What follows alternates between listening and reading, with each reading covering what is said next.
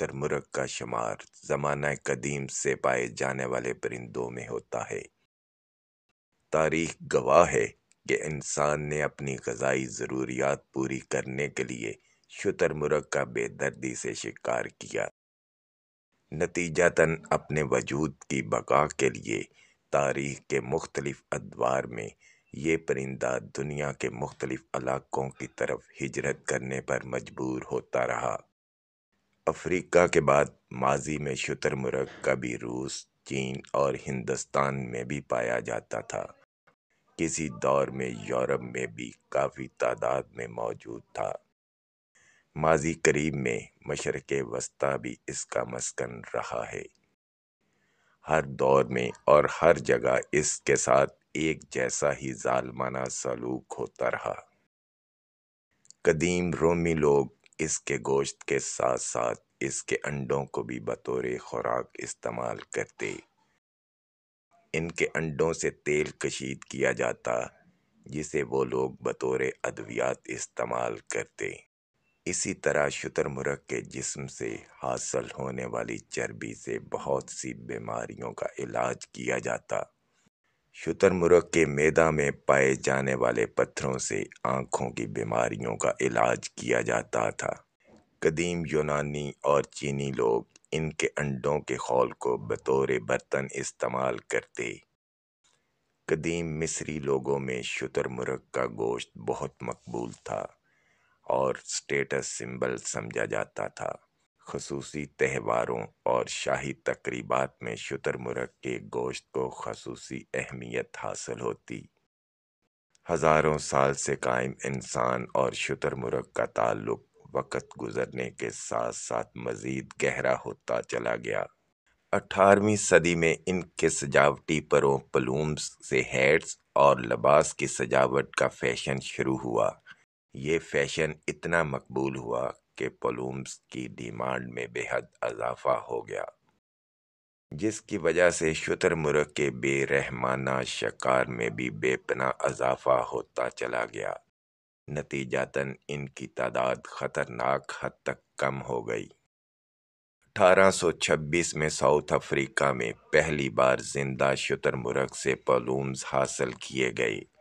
اگلے سال اتارے گئے پلومز کی جگہ نئے پلومز نے لے لی۔ اس طرح لوگوں کے ذہن میں پہلی بار پلومز حاصل کرنے کے لیے شتر مرغ فارمنگ کا خیال آیا اور 1850 کی دہائی میں پہلی بار ساؤتھ افریقہ میں شتر مرغ کی باقاعدہ فارمنگ کا آغاز ہوا۔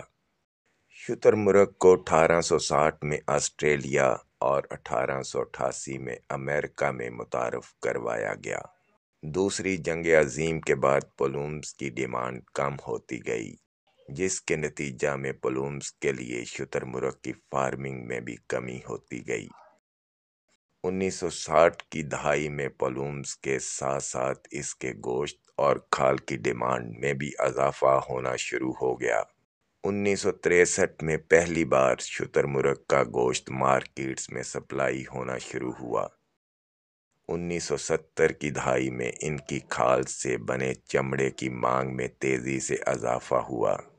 شتر مرغ کی کھال سے حاصل ہونے والا چمڑا بہت نرم، مضبوط اور مہنگا ہوتا ہے، جس سے پرس، جوتے، مہنگی گاڑیوں کے ڈیش بورڈز، سیٹ کورز اور بہت سی آرائشی اشیاء بنائی جاتی ہیں۔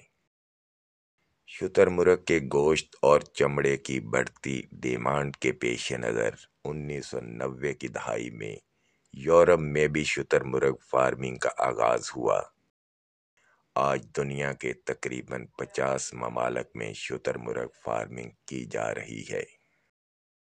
ایک جوان شتر مرغ کو ذبح کرنے سے 35 سے 40 کلو گرام گوشت، 2 کلو گرام پلومز اور پر، 1.5 کلو گرام چربی اور تقریباً 16 مربع فٹ چمڑا حاصل ہوتا ہے۔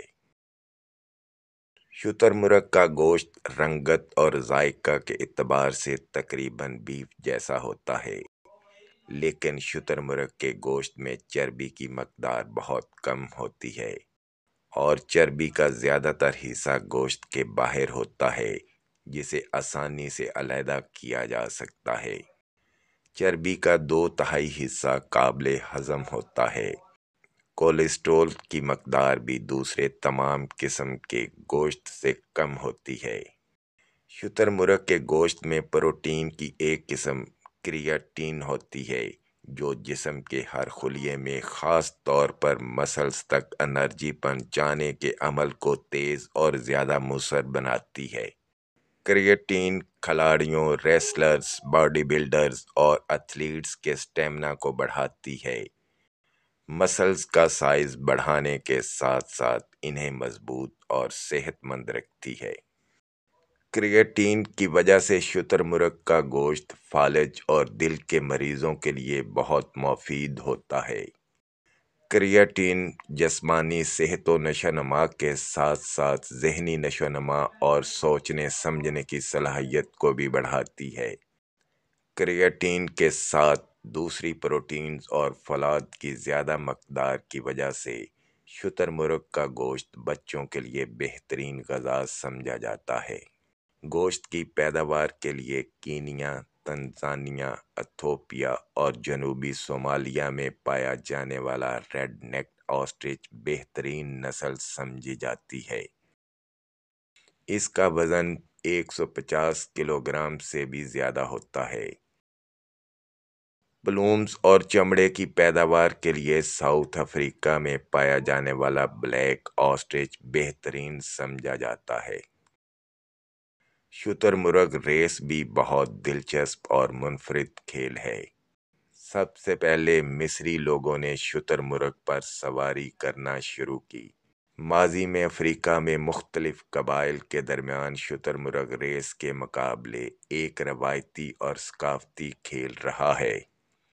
19ویں صدی کے آخر میں جب یورپی لوگ افریقہ میں آباد ہوئے تو انہوں نے اس کھیل کو ایک نئی جدت دی اور یہ کھیل یورپ کے علاوہ امریکہ میں بھی بہت مقبول ہوا۔